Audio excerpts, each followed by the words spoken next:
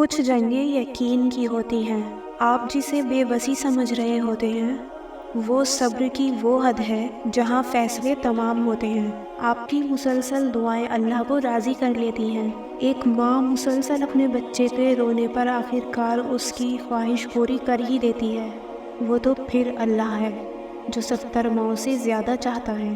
پھر کیسے وہ آپ کی مسلسل پکار کو رد کر دے گا جب آپ کو تپتے صحرا میں چھوڑ دیا جائے؟ اور آپ کا یہ توکل ہونا چاہیے کہ اللہ ہماری دعا، محنت اور صبر کبھی ضائع نہیں کرے گا۔ صبر سے انتظار کریں گے تو زمزم کے میٹھے چشمے پھوٹتے ہیں۔ خود سے بار بار یہ کہنا چھوڑ دیں کہ یہ تکلیف اور آزمائش کب ختم ہوگی۔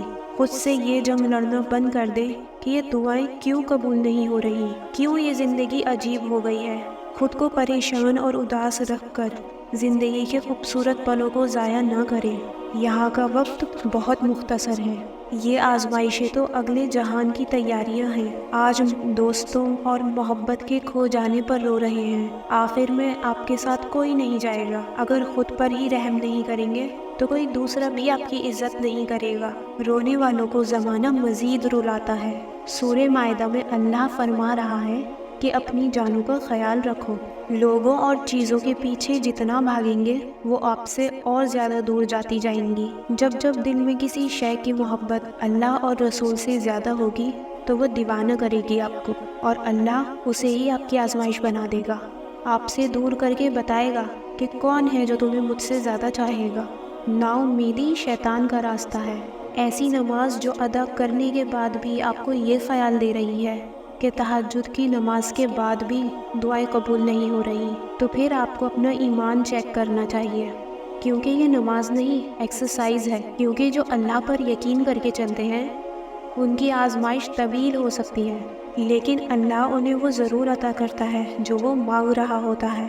اور یہ آپ کی بے بسی پل بھر کی ہے، یہ ہمیشہ نہیں رہے گی۔ اس دنیا میں کوئی بھی وقت ایک جیسا نہیں رہتا، تو پھر آپ نے یہ کیسے سوچ لیا کہ آپ کی یہ بے بسی ہمیشہ رہے گی؟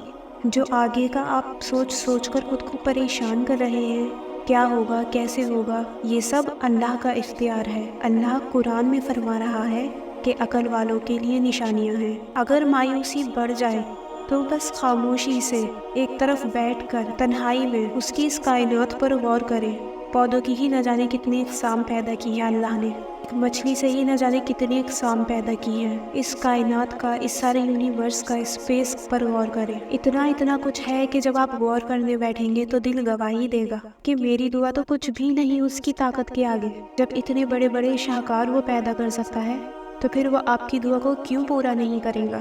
اگر آج آپ کو آزمائش میں ڈالا گیا ہے تو محض صبر کرنے والوں میں شامل کرنے کے لیے۔ اللہ سے آپ کے وہ تہجد کے آنسو پوشیدہ نہیں ہیں، وہ آپ کی رو رو کر مانگی گئی دعائیں، وہ آپ کا تڑپنا، سسکنا، بے سکونی، اینزائٹی، گھبراہٹ، کچھ بھی اللہ سے چھپا ہوا نہیں ہے۔ آج آپ کو نظر نہیں آ رہا، لیکن کل آپ ہی کہیں گے کہ واقعی اللہ نے میرے ایک ایک آنسوؤں کا جواب اور صلہ دیا ہے۔ وہ کہتا ہے مشکل کے ساتھ آسانی ہے، تو اللہ کا کہا کیسے غلط ہو سکتا ہے؟ اور دعا کی دیری آپ کو ایک اور بات سکھا رہی ہے جسے آپ غور نہیں کر رہے۔ یہ برا وقت آپ نے اکیلے کاٹنا ہے تاکہ اچھے وقت میں آپ یاد کر سکیں کہ اللہ کے سوا اس وقت کوئی ساتھ نہیں تھا، کس کو نہیں آپ نے مدد کے لیے پکارا تھا، لیکن آپ آخر میں بے بس ہو جاتے تھے۔ جن سے امیدیں کی وہ تک آپ کو تنہا چھوڑ کر چلے گئے۔ کیوں ہوتا ہے ایسا؟ تاکہ خوشیوں کے لمحے میں آپ اسے بھول نہ جائیں، ساری محبتوں میں بس اسے ہی اوپر رکھیں، اور مایوسی کے لمحوں میں ایک بات یاد رکھیے گا کہ وہ آپ کو روز ایک دن عطا کرتا ہے، دعا کی توفیق عطا کرتا ہے۔ اگر سوتے سے جگاتا ہی نہ، اگلا دن ہی نہ دیتا تو کیا آپ اپنے لیے مانگ پاتے؟ وہ روز توفیق دے رہا ہے، اپنے در پر بلا رہا ہے۔ اس سے بڑی قبولیت کا اشارہ اور کیا ہو سکتا ہے؟ یہ قبولیت کا ہی تو اشارہ ہے کہ آپ کو نماز کی توفیق عطا کی، تہجد کی توفیق عطا کی۔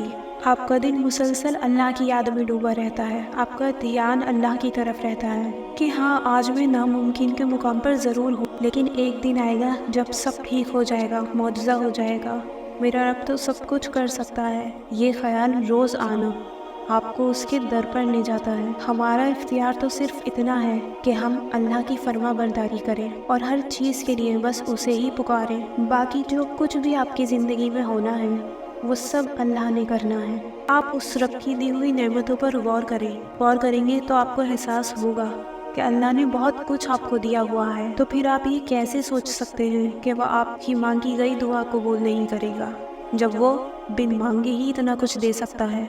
अल्लाह तो कहता है कि तुम शुक्र करोगे तो मैं तुम्हें मज़ीद दूंगा, नाशुक्री करोगे तो अजाब दूंगा। इन तकलीफ़ों और आजमाइश के लम्हों में आपने सिर्फ़ और सिर्फ एक ही काम करना है, अल्लाह ताला का शुक्र अदा करना है और मुसलसल उसे ही पुकारना है। वो कब देगा और कैसे देगा ये सब उस पर ही छोड़ दे। लोगों की बातों में आकर कि अब क्या हो सकता है, कुछ नहीं हो सकता, कुछ नहीं मिलेगा, अपना ईमान ना गंवाएं। अल्लाह पर अपना ईमान और उम्मीद को बिल्कुल पक्का रखें।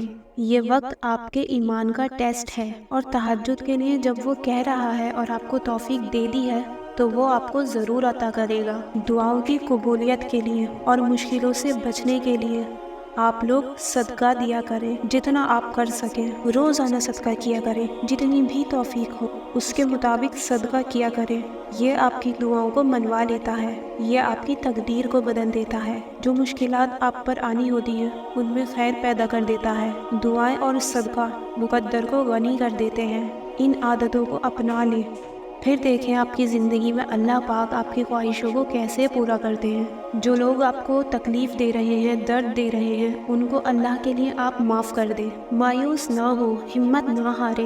ये ना सोचें कि तहज्जुद की दुआ भी मुझे फ़ायदा नहीं दे रही। ऐसे वसवसों में मुब्तला ना हो। कितना वक्त लगेगा ये सब चीज़ें अल्लाह पर छोड़ दें। कैसे अल्लाह ताला ने मूसा अलैहिस्सलाम की दुआ को कबूल कर दिखाया और यूसुफ अलैहिस्सलाम उनकी भी दुआ को कबूल किया। यूनुस अलैहिस्सलाम, इन सभी की दुआओं को अल्लाह ताला ने ही कबूल किया। याकूब अलैहिस्सलाम कितना अरसा रो रो कर मांगते रहे। उन्होंने तन्हाई इख्तियार कर ली थी और यही कहते रहते थे, मैं मायूस नहीं हुआ, मेरा रब ज़रूर अता करेगा। नबियों के वाक़यात अल्लाह ताला ने क्यों बयान किए? हमारे लिए ही बयान किए कि तुम्हारी ज़िंदगी में भी ऐसे लम्हे आएंगे तो तुम्हारी कुछ दुआएं फ़ौरन कबूल हो जाएंगी और कुछ के लिए वो इंतज़ार करवाएगा। इंतज़ार का मतलब इनकार नहीं होता है। आप सोच रहे होते हैं कि शायद इनकार है, इस चीज़ में बेहतरी नहीं है शायद हमारे लिए, इसीलिए ये सब नहीं अता हो रहा।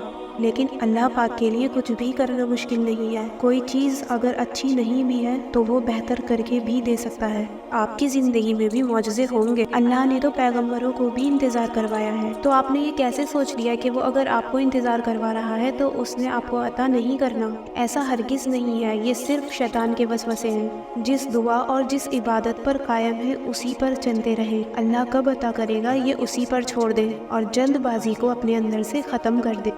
अल्लाह ताला ने फरमाया है कि सब्र वालों के लिए इनामात हैं, तो सब्र से उसको पुकारते रहें। ये तो बहुत खूबसूरत लम्हात हैं जो उसने आपको तौफीक दे दी है अपने कुर्ब की। वरना बहुत सारे लोग हैं जो गुमराही की तरफ चले जाते हैं, गलत गुनाहों की तरफ चले जाते हैं और वो अल्लाह से रुजू नहीं करते क्योंकि उनको तौफीक नहीं मिलती। अल्लाह से दुआ है कि सबके मामलात अच्छे हो जाएं। हमें भी अपनी दुआ में याद रखें।